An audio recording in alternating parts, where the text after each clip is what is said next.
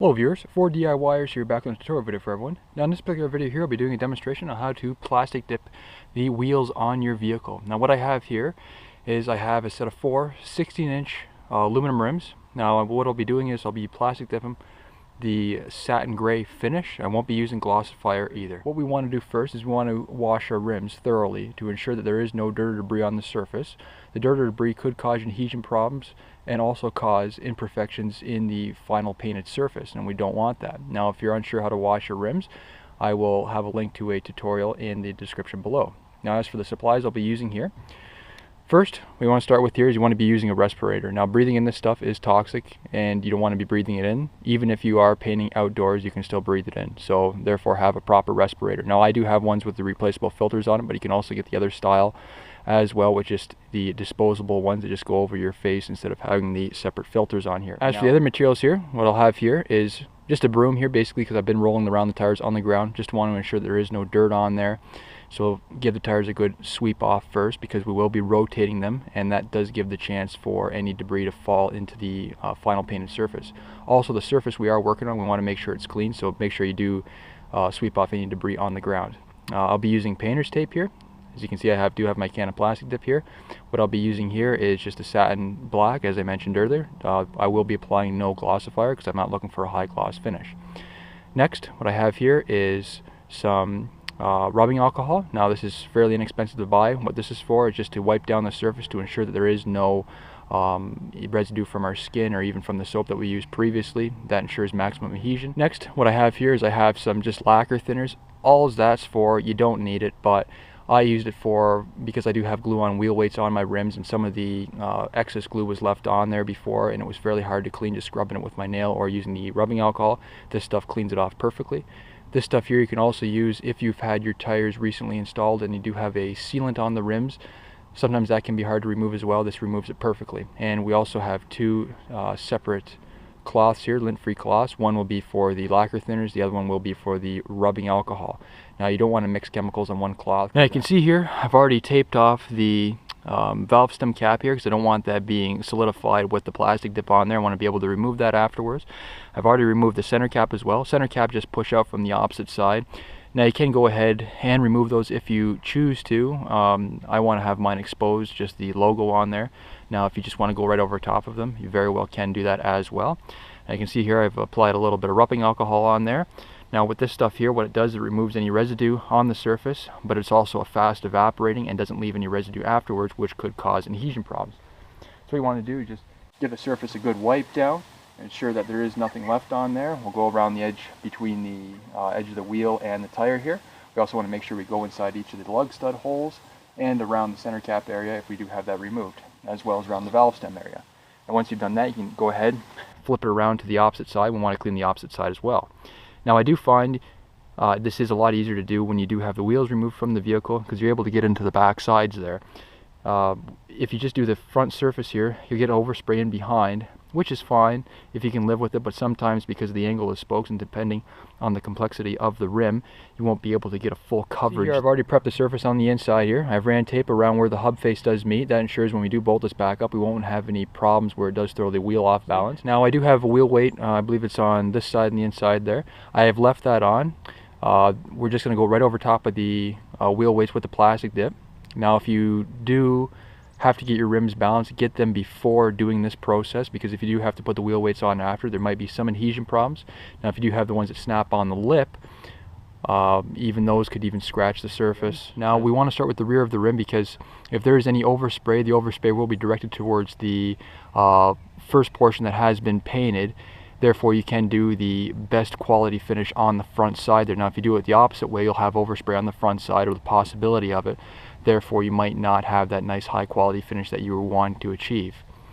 Now you can see here I've already pre-shaken my can up. You want to make sure you do shake the can according to what the instructions are. And first, what I've done, considering it is a little cooler today, what I'll be doing is I've put this can actually in a pail of warm water. Now just hot water from the tap. What this does is allow the plastic dip to flow better through the nozzle and flow on the surface as well, so you don't have that textured finish. You have a nice smooth even surface.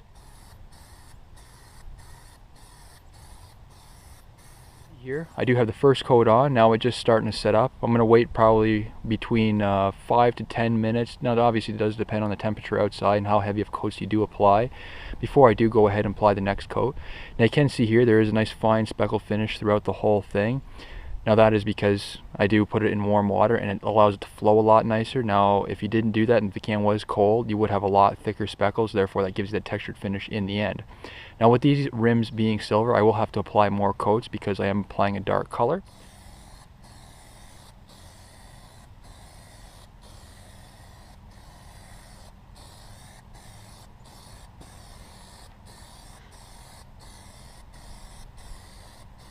You can see the lighter color in the base is disappearing more and more with the more coats we do put on. Now again, I'm going on with another coat here.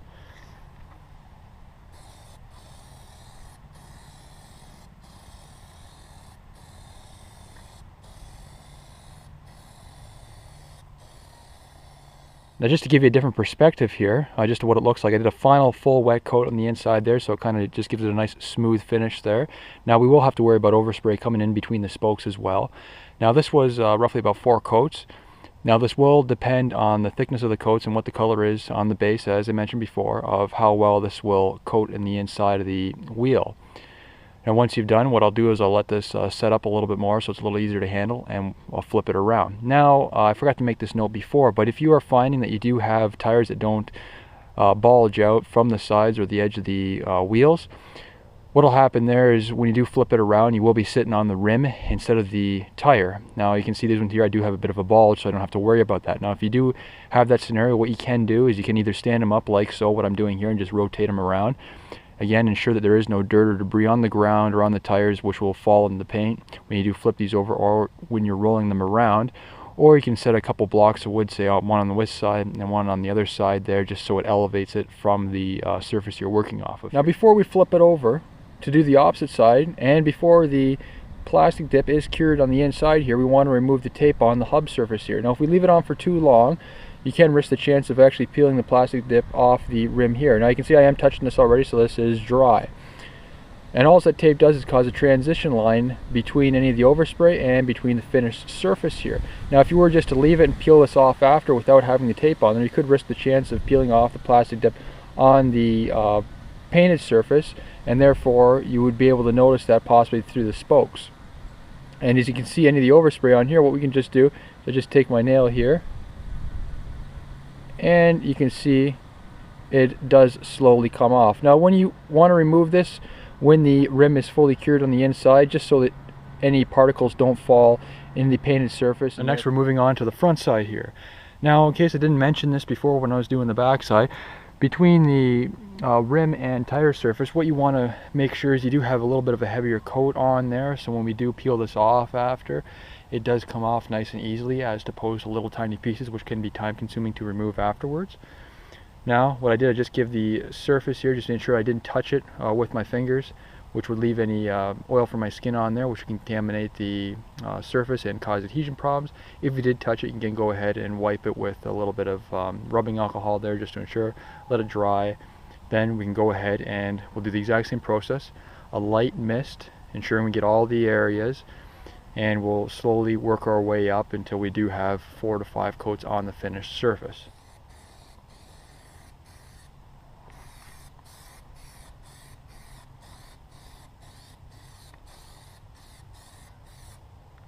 Now when you have put your finished coat on the rim here, what I do is give it about 10 minutes to just slowly start curing, and then go ahead and just turn this valve stem back just a couple turns.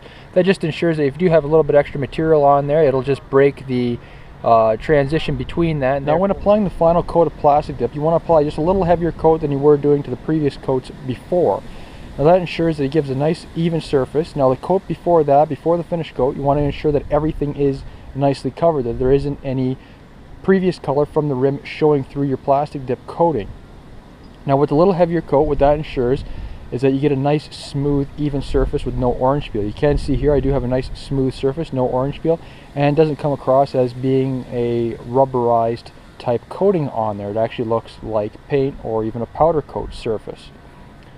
Now with this here, this is already dried for a day. I wasn't able to finish up the video last night because it was too dark and it wouldn't have shown up well on camera.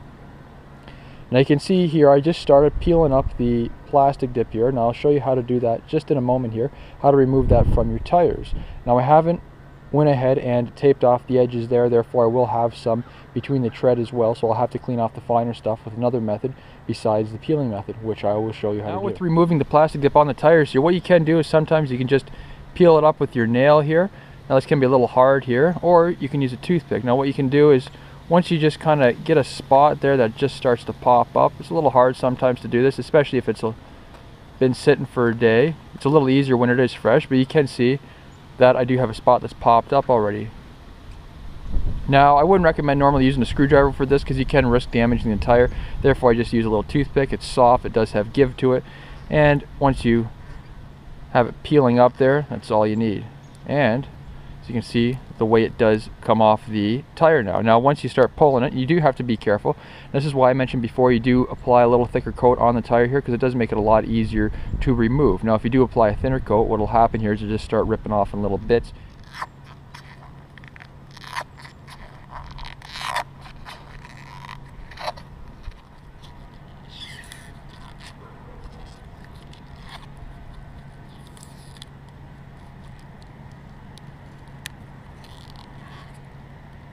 Now once we have removed the majority of the thicker material of plastic dip on the tire, what we can do is we move on next to moving the thinner stuff. Now this thinner stuff here is a perfect example of what it would be like if it was close to the rim when we had to remove it. So there's a couple different methods which you can do. You can maybe use a pressure washer, but you do have to be careful of the rim.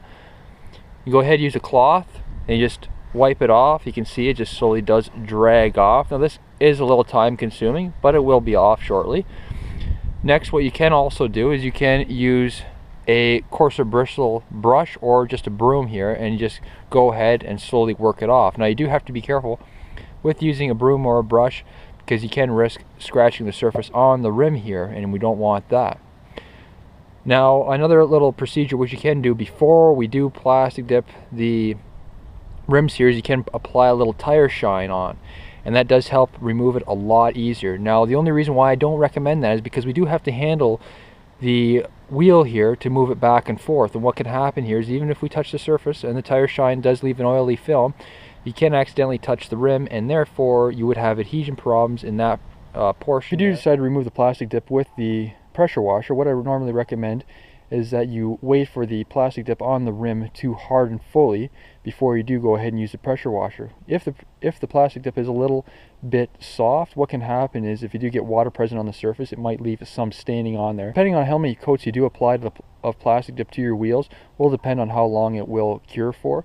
Now what I find is that within the first 24 hours of when you did finish applying the coating is that it will have somewhat of a sticky feel to it on the outside.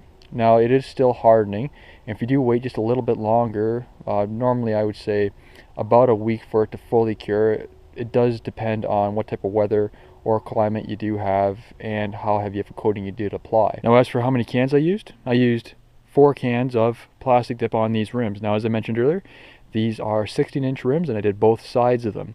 Now this will be depending on what size rim you do have. So if you have a large rim, possibly you will use more. And it also does depend on the complexity of the design of the rim as well as how much you will use. So this concludes the rest of my tutorial video. If you have any comments or questions, please don't hesitate to post them below. Also, please subscribe to my channel and like my video. Thank you for watching.